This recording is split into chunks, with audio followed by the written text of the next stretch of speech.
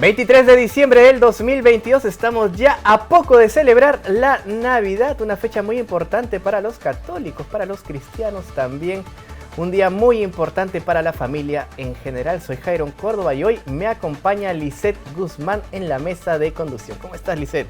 Bien y muy feliz, efectivamente, como señalé, estamos a puertas de la Navidad. ¿Qué te parece si empezamos con nuestros titulares? Claro que sí, vamos con los titulares.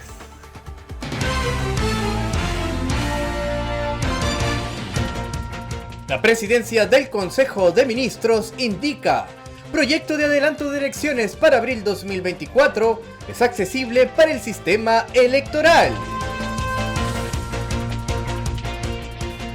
Comisión de Constitución del Congreso de la República priorizará iniciativas sobre reformas electorales. Jurados electorales especiales van culminando etapa de proclamación de resultados de segunda elección regional.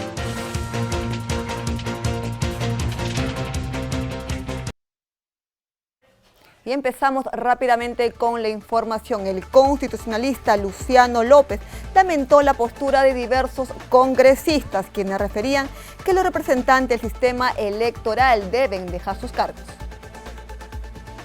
Lamento profundamente que el Partido Renovación Popular formule una propuesta antidemocrática e inconstitucional. ¿Y por qué digo que es antidemocrática e inconstitucional? Porque resulta que los órganos del sistema electoral, según el mandato constitucional, ojo, es la Constitución la que dice, por ejemplo, que en el caso de las jefaturas de OMPE y la jefatura de RENIEC, estas son designadas mediante un concurso público a cargo de la Junta Nacional de Justicia.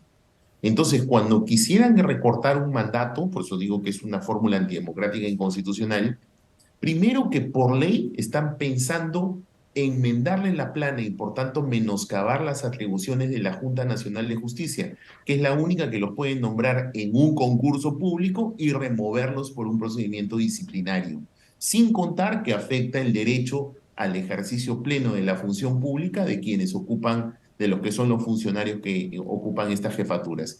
Y en el caso del Jurado Nacional de Elecciones es peor, porque en el caso del Jurado Nacional de Elecciones la Constitución establece que el representante del Poder Judicial, que es quien preside además el jurado, es elegido por la Sala Plena de la Corte Suprema. O sea, por ley pretenden desconocer esa atribución de la Sala Plena de la Corte Suprema y cortar ese mandato. Lo mismo con la Junta de Fiscales Supremos, que es el que elige representante del Ministerio Público, ¿no? En el caso de los fiscales supremos.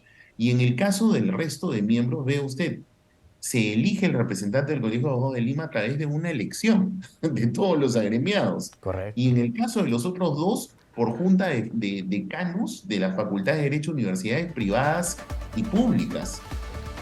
Y el ministro de Justicia y Derechos Humanos, el señor José Tello, destacó el compromiso del gobierno de transición actual y que están enfocados en sacar adelante la reforma política de cara a las nuevas elecciones que ya todos conocemos.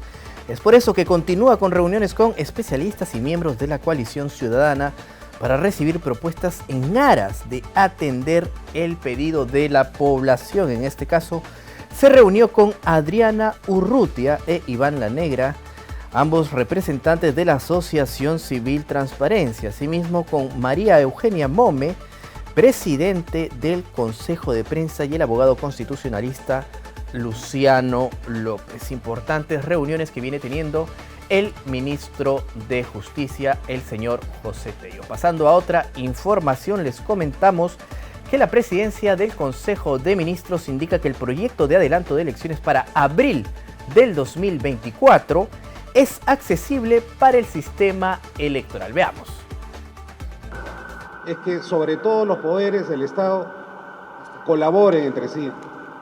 Colaboren, por ejemplo, priorizando normas, colaboren permitiendo el ejercicio de las facultades de fiscalización del Congreso de la República, colaboren facilitando que las grandes políticas públicas que por lo demás están contenidas, por ejemplo, en las metas que ha trabajado el Acuerdo Nacional, puedan afirmarse en cada uno de los sectores y sobre todo en un caso muy específico producido en los últimos días, en el que yo reitero mi solidaridad. Sobre la fecha de voto de confianza, ya lo dijo el presidente del Congreso, va a ser el 6 o el 10 de enero, concretamente, eso lo vamos a definir con la agenda parlamentaria. Bueno, el adelanto de elecciones, quiero felicitar al Congreso de la República porque ha aprobado finalmente un texto, un cronograma absolutamente accesible, muy de acuerdo con las posibilidades que tiene también el sistema electoral. Entonces sí, hemos conversado sobre una agenda legislativa. Y frente a la coyuntura de adelanto de elecciones que solicita la ciudadanía peruana, el presidente de la Comisión de Constitución en el Congreso, Hernando Guerra García, anunció que dicho grupo de trabajo dará prioridad a los proyectos de ley concernientes a la reforma electoral para revisarlos antes de pasar al Pleno. Asimismo, Guerra García precisó que la Comisión de Constitución tiene pendiente revisar alrededor de 417 iniciativas legislativas y añadió que irán en primer lugar los de cambios electorales antes que lo de reformas electorales y políticas. El martes de esta semana, cabe precisar que el Pleno del Congreso aprobó el dictamen que proponía el adelanto de elecciones generales para abril del 2024, en una segunda legislatura que abrirá en marzo del 2023. Esta propuesta debe ser redactada con al menos 87 votos para que se efectúe la convocatoria de elecciones. Muy bien, y a continuación veamos más noticias electorales.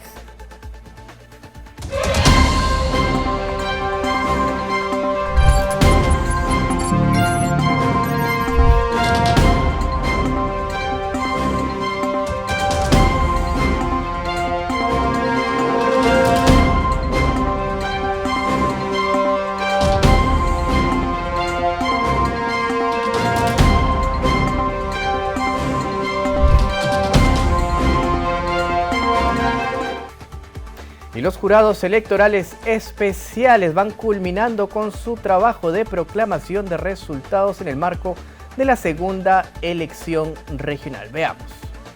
Los jurados electorales especiales registran un avance significativo respecto de la proclamación de resultados en las 9 regiones del país, donde se realizó la segunda vuelta electoral para elegir a gobernadores y gobernadoras regionales, asimismo vicegobernadores y vicegobernadoras regionales, así lo informó el Jurado Nacional de Elecciones.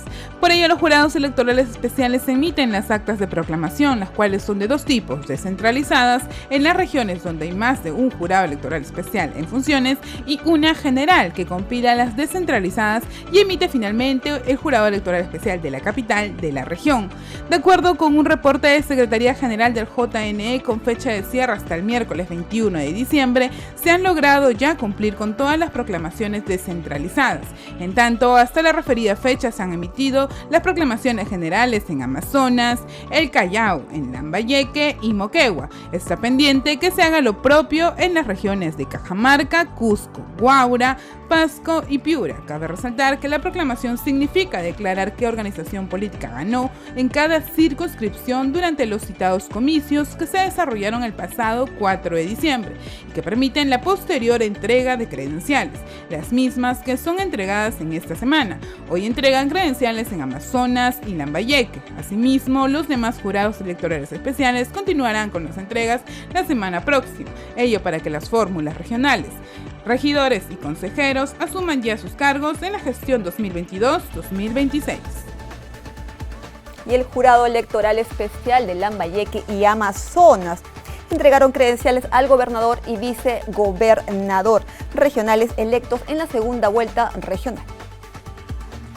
En el marco de las proclamaciones de resultados por parte de los jurados electorales especiales, esta vez en Amazonas y Lambayeque se realizó la entrega de credenciales correspondientes a gobernadores y vicegobernadores regionales, ganadoras en la segunda vuelta electoral.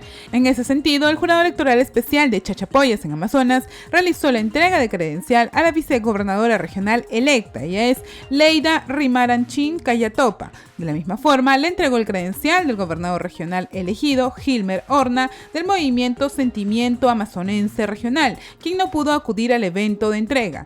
Así también, por otro lado, el jurado electoral especial de Chiclayo en Lambayeque entregó la credencial a la fórmula regional ganadora de la región. Tanto el gobernador electo, Jorge Pérez Flores de Somos Perú, recibieron las credenciales por parte del jurado electoral especial de la jurisdicción.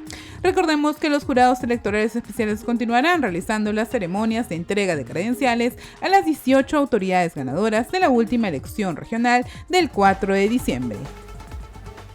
Y el Registro Nacional de Identificación y Estado Civil no detiene sus labores. Informa que el lunes 26 y viernes 30, días declarados no laborables, atenderá en 213 centros de atención a nivel nacional. El horario será de 8:15 de la mañana a 12:45 del día.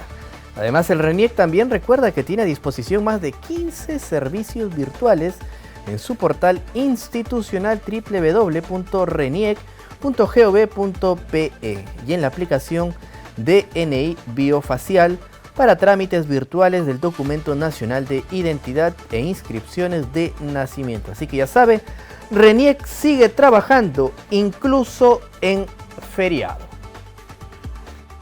El jefe de Estado invoca a países a ser respetuosos de las políticas internas de nuestro país.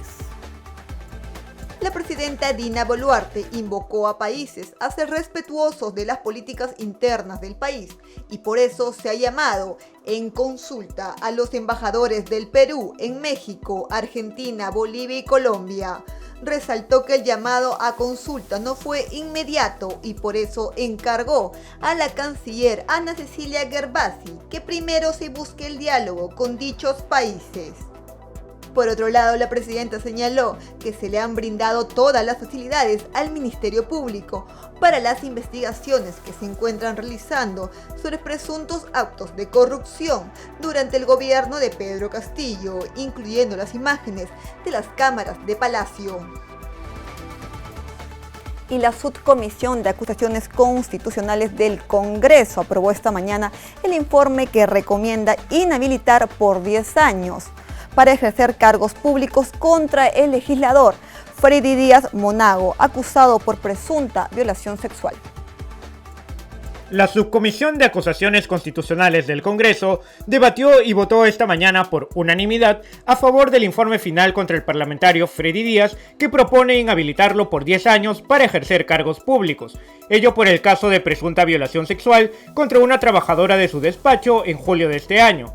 Según el legislador Luis Aragón, quien sustentó dicho informe contra Díaz, se afectó la integridad moral y psíquica de la agraviada.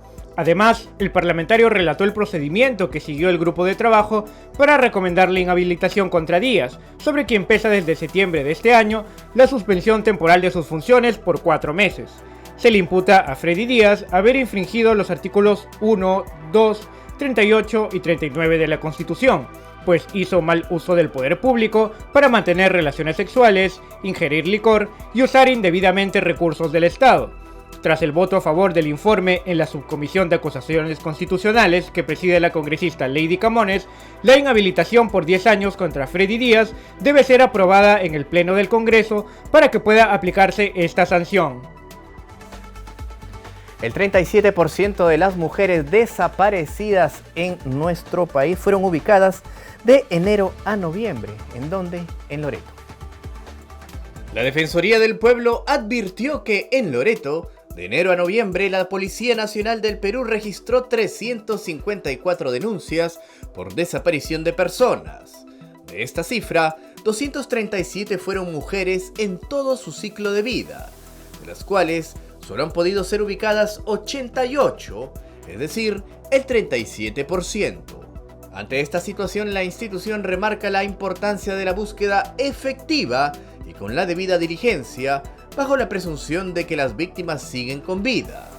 La Defensoría del Pueblo demanda una mayor eficiencia y debida diligencia por parte de las autoridades policiales para aplicar los protocolos de actuación frente a una desaparición y frente a cualquier modalidad de violencia. También es importante que se fortalezca la intervención por parte de los centros de emergencia mujer, las comisarías de la región, las fiscalías contra la violencia y las unidades de protección especial en los casos de personas desaparecidas, conforme a sus protocolos de atención.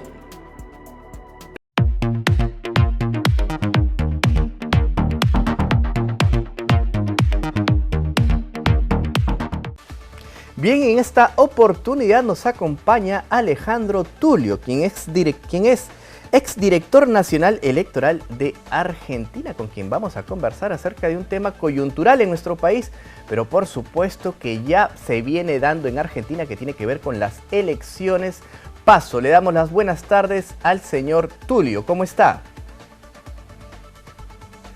Buenas tardes a todas y a todos.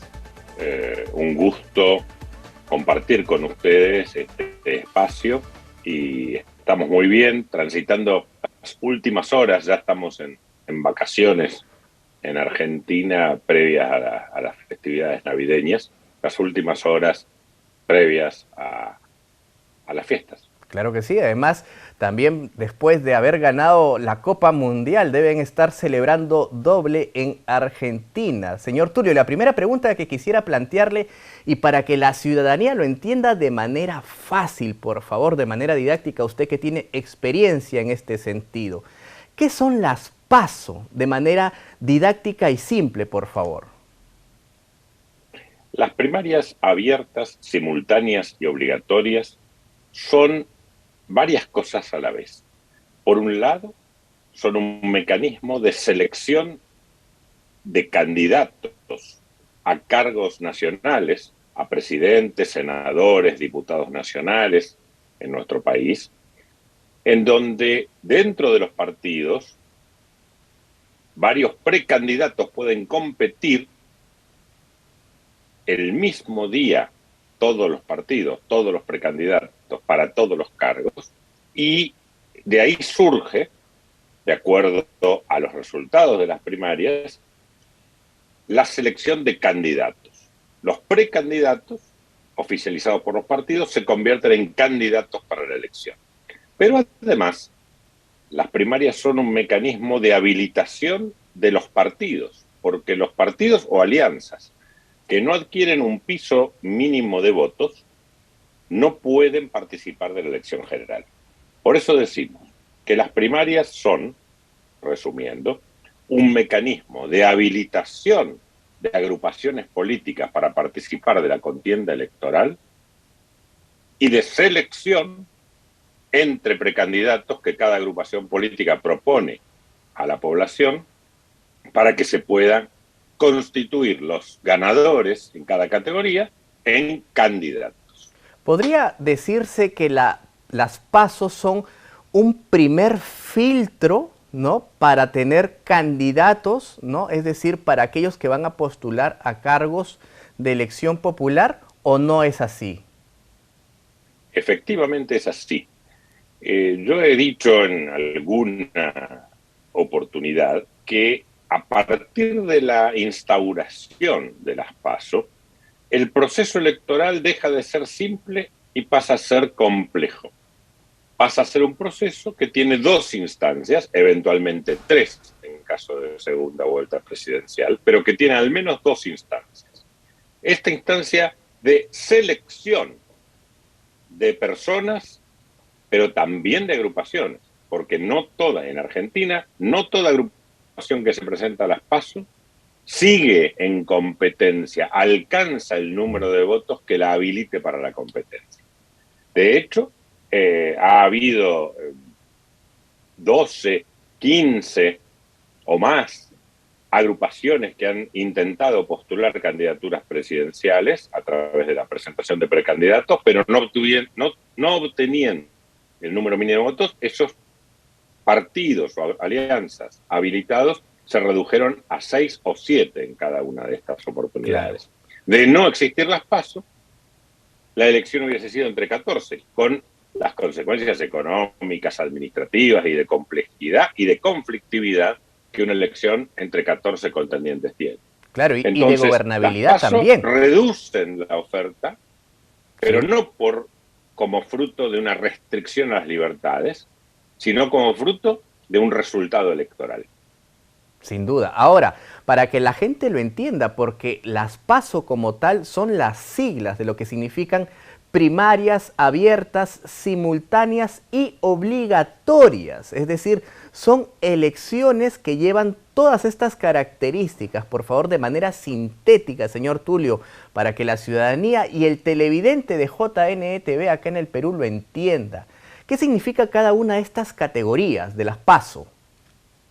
Primaria significa que son la fase de apertura del proceso electoral y que si bien se desarrollan organizadas por los órganos electorales y en forma general, no deja de ser una selección entre precandidatos propuestos dentro de los partidos. Abierta significa que la totalidad del padrón electoral, la totalidad del pueblo argentino, independientemente de si está afiliado a un partido, participa de la elección. Puede participar, solo puede tener un voto, pero puede participar de la elección de cualquier agrupación. Todo el electorado. No necesita todo el electorado de toda la oferta. Por eso son abiertas. Abiertas de la oferta, abiertas desde el punto de vista del electorado. Y simultánea significa que se realizan el mismo día. El mismo día, con el mismo cronograma. En los mismos días vencen la posibilidad de inscribir las candidaturas, van haciéndose todo el proceso electoral en simultáneo, todos los partidos y agrupaciones. Para todas las Y eso organizaciones da políticas. racionalidad y economía, porque los órganos electorales realizan un proceso para todos los partidos políticos. Correcto. Y no como en las internas, que son en diferentes fechas y hay que hacerlas en diferentes fechas cada uno de los pasos. Okay. Y obligatoria significa que todos los partidos están obligados a hacerla. No puede haber candidaturas a un cargo nacional si no es producto del resultado de las primarias. Aunque un partido tuviera un único candidato a presidente, se debe presentar en las primarias, debe ser votado por un mínimo de personas, debe ser proclamado candidato. Ahora, con respecto... Y por Sí. otro lado, los argentinos, los ciudadanos también estamos obligados a votar, porque al ser parte del proceso electoral general, la obligatoriedad de las elecciones generales que caracteriza a la Argentina, y también al Perú, en nuestro caso, se aplica también a las primarias. Claro. Ahora, con respecto a la multa, porque, por ejemplo, en el caso de nosotros hemos tenido internas. En las internas se configura solamente para los afiliados. En las elecciones como tal, ¿no? Elecciones generales, por ejemplo, para la presidencia, el Congreso, la ciudadanía asiste a votar. Sin embargo, la ciudadanía que no va a ejercer su derecho ciudadano del sufragio es acreedor a una multa. ¿Eso ocurre en las primarias en Argentina o no?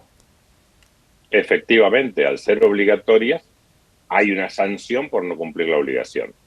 Las internas han quedado limitadas a las autoridades partidarias, pero no para las autoridades nacionales, no para las candidaturas. Las candidaturas surgen única y exclusivamente de las primarias. Otra consulta. En nuestro país, en las internas, hemos visto una participación que alcanza, por ejemplo, el año pasado, 2021, elecciones generales. 5% de los afiliados de los afiliados que participaron en las elecciones internas fueron a votar, ¿no? Y en este proceso de elecciones regionales y municipales, es decir, subnacionales, el porcentaje no ha sido distinto, es similar, 8%, en algunos casos 10%. ¿Cómo está el nivel de participación en las elecciones primarias en Argentina? Porque eso también es importante porque configura de alguna manera, ¿no?, la voluntad del pueblo de elegir candidatos para que postulen a los cargos. Bueno, al ser obligatorias, los números son prácticamente similares a las elecciones generales. La primaria en que menos se votó debe haber llegado al 72% y luego en la elección al 75, 77.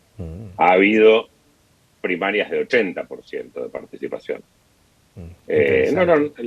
Las primarias en Argentina son o fueron recibidas con entusiasmo por parte de la ciudadanía, porque han sentido que tenían una verdadera incidencia en la oferta electoral definitiva.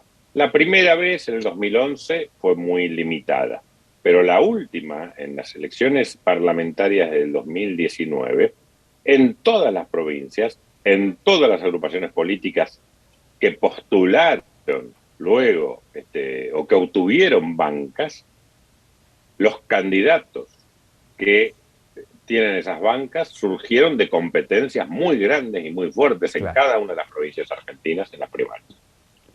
Muy importante la información que nos ha podido brindar en esta entrevista Alejandro Tulio, quien es exdirector nacional electoral de Argentina, a quien por supuesto le agradecemos por haber sido tan didáctico y explícito en sus respuestas. Muchas gracias y buenas tardes, señor Alejandro Tulio. Buenas tardes, y ha sido un placer poder contribuir a este debate necesario y urgente. Claro que sí. Que pase una buena Navidad. Hasta luego. Igualmente para todos. Felicidades para nuestros países. Claro que sí. Bien, es momento de hacer una breve pausa, pero ya volvemos con más información.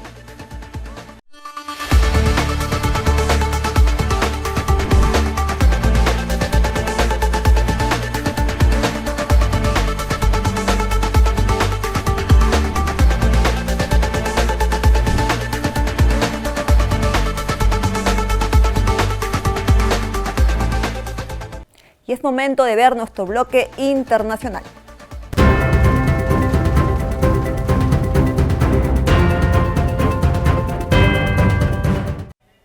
Y el presidente de Ecuador, Guillermo Lasso, anunció esta semana desde Washington que buscará la reelección en su país.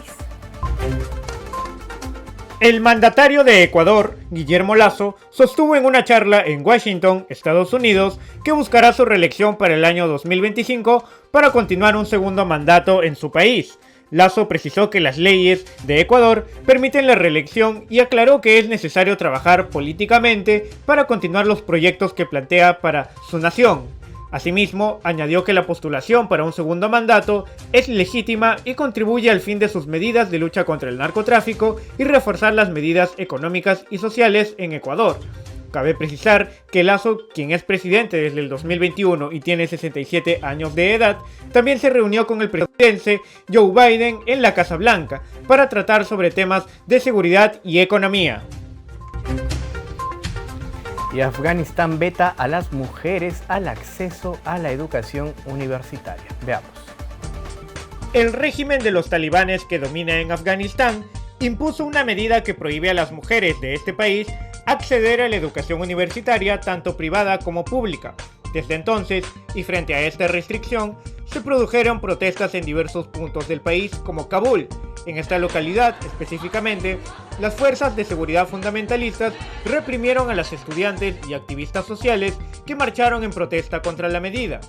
Según precisó Basira Hussaini, una de las organizadoras de las marchas, la fuerza local torturó y detuvo a varias mujeres que participaron en rechazo a la orden que les prohíbe ingresar a las universidades.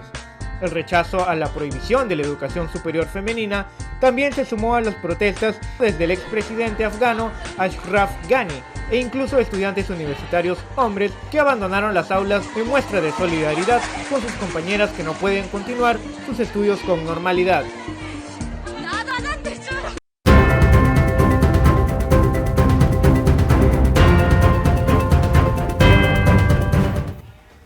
Hasta aquí con la información, muchas gracias por habernos acompañado, pero no nos queremos despedir sin antes desearles una feliz Navidad. Claro que sí, feliz Navidad a todos los televidentes, pero en general a todos los peruanos, a todas las familias de nuestro país. Los dejamos con imágenes del nacimiento. ¡Feliz Navidad, Lisette! Feliz Navidad, Jairo.